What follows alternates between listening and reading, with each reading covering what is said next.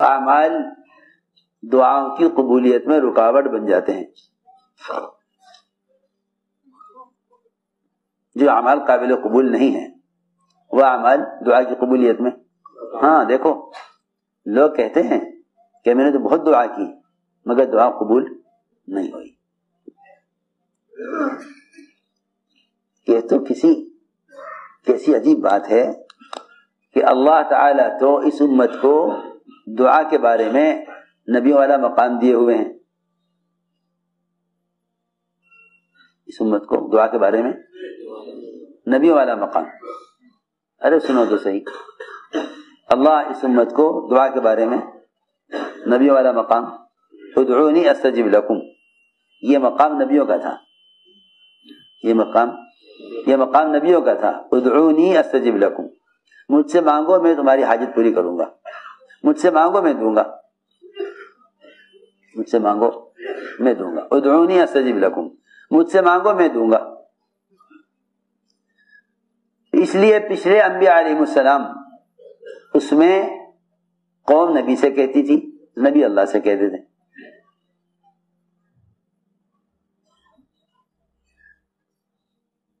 نبی اللہ سے کہتے, قوم نبی سے کہتی تھی کہ اللہ سے کہو یہ کر دیں, اللہ سے کہو یہ کر دیں. جتنی بھی قوم کی حاجتیں اور مسائل ہوتے تھے انبیاء انہیں اللہ کے سامنے پیش کرتے تھے.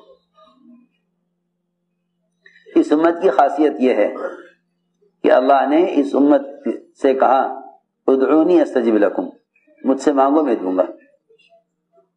سنو غور سے بات, اس امت کی خصوصیت یہ ہے کہ اللہ تعالی سب سے کہہ رہے ہیں مجھ سے مانگو میں دوں گا. سب سے کہہ رہے ہیں کہ مجھ سے مانگو میں دوں گا. لوگ یہ سوال کرتے ہیں کہ دعا مانگی تھی قبول نہیں ہوئی, تو یوں کہہ کے غافل اور بے فکر ہو جاتے ہیں کہ بھئی اللہ شاید یہ چیز دینا نہیں چاہتے.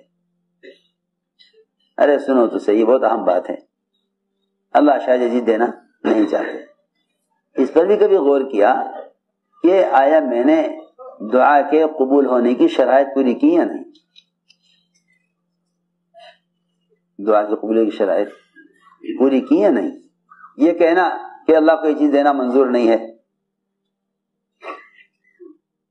یہ کہنا کہ اللہ کو یہ چیز دینا منظور نہیں ہے. ارے دعا کی شرائط پوری کی یا نہیں؟ اللہ تعالی دو وجہ سے دعا کو مؤخر کر دیتے ہیں, حاجت کو مؤخر کر دیتے ہیں. دو وجہ سے. ایک وجہ تو یہ ہے کہ اللہ تعالی جس طرح ہر سبب میں مسلمان کو آزماتے ہیں ایسے دعا میں بھی آزماتے ہیں. دعا میں بھی آزماتے ہیں. دعا میں آزمائش یہ ہے کہ میں اس کی حاجت کے پورا ہونے کو مؤخر کروں گا, دیکھوں یہ کب تک مانگتا ہے, یہ کب تک مانگتا ہے, دیکھو کب تک مانگتا ہے, اس کی حاجت کو مؤخر کروں گا, دیکھو کب تک مانگتا ہے. لیکن یہ دعا مانگ کر چھوڑ دیتا ہے کہ بھئی یہ چیز اللہ کو دینی منظور, حالانکہ ہم نہیں جان سکتے کہ اللہ یہ چیز دینا چاہتے ہیں یا نہیں دینا چاہتے. ہم نہیں جانتے نا, ہم نہیں جانتے کہ اللہ یہ چیز دینا چاہتے ہیں یا نہیں دینا چاہتے. لیکن محمد صلی اللہ علیہ وسلم جن کو اللہ تعالی نے وحی سے بتا دیا کہ آپ کی یہ دعا قبول نہیں ہوگی, سنو غور سے, اللہ نے وحی سے بتا دیا کہ آپ کی یہ دعا قبول نہیں ہوگی. سنو, بہت توجہ سے بات سننا, یہ سننے کی بات ہے.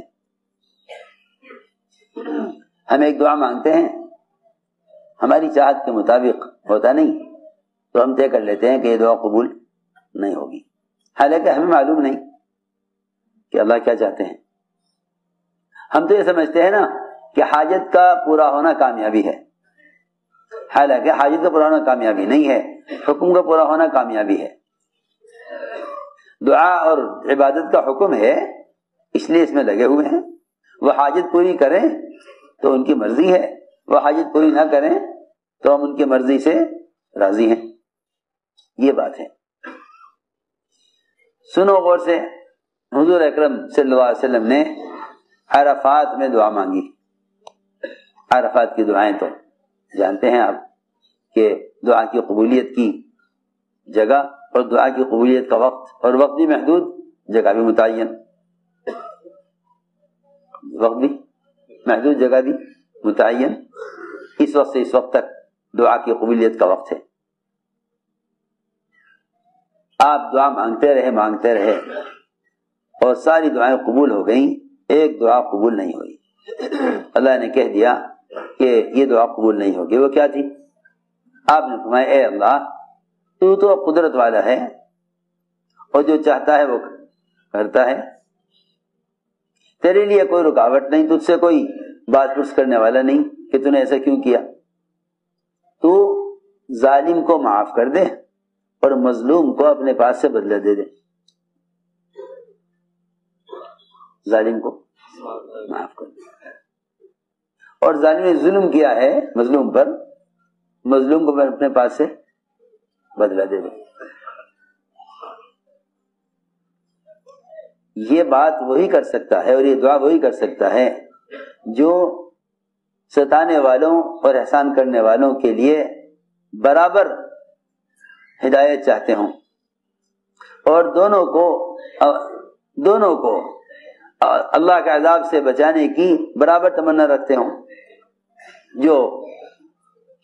جو کوشش ابو جہل کی ہدایت کی وہی کوشش ابو طالب کی ہدایت کی، وہ بہت ستانے والا، یہ بہت ساتھ دینے والے، ابو طالب بہت ساتھ دینے والے، بہت ساتھ دینے والے، ابو طالب بہت ساتھ دینے والے، ابو طالب بہت ساتھ دینے والے، اور ابو جہل بہت ستانے والا، مگر دونوں کی ہدایت کی تمنا برابر۔ ہاں سمجھ آ رہی بات؟ ایک محسن آپ کا احسان کرنے والے اور ایک آپ کو ستانے والا۔ میں نے عرض کیا کہ آپ نے فرمایا اے اللہ مظلوم کو اپنے پاس سے بدلہ دے دے، ظالم کو معاف کر، تو اس پہ قادر۔ اللہ تعالی نے جواب میں فرمایا کہ یہ دعا قبول نہیں ہوگی۔ ارے سنو تو صحیح، یہ دعا قبول نہیں ہوگی۔ جب اللہ نے کہہ دیا یہ قبول نہیں ہوگی تو آپ نے اس کو چھوڑا نہیں، یہاں تک کہ عرفات کا وقت ختم ہو گیا اور آپ عرفات سے نکل گئے، عرفات سے نکل گئے۔ مزدلفہ کی رات میں پھر آپ نے یہ دعا مانگی کہ اللہ میں تجھ سے پھر کہتا ہوں کہ ظالم کو معاف کر دے، اور جو ظالم نے مظلوم کا حق مارا ہے تو اپنے پاس سے اپنے خزانے سے مظلوم کو حق دے دے، بس۔ جبکہ آپ کو بتا دیا گیا کہ یہ دعا قبول نہیں ہوگی۔ اللہ تعالیٰ نے جو دعا عرفات میں قبول نہیں کی وہ مزدلفہ میں قبول کر لی۔ سنو، ہمارا حال یہ ہے ایک نماز کے بعد دعا مانگیں گے، اگلی نماز تک ہو گئی حاجت پوری تو ٹھیک ہے ورنہ چھوڑ دیں گے۔ جی ہاں، اور بتاؤں کیا ہوگا؟ آج کل تو عجیب ہی حال ہے، آج کل لوگ پوچھتے پھرتے ہیں بزرگوں سے اور تحقیق کرتے رہتے ہیں کہ بھائی یہ بتاؤ آج کل مستجاب الدعوات کون ہے، کہاں ملے گا ایسا کوئی آدمی جس کی دعا قبول ہوتی ہو؟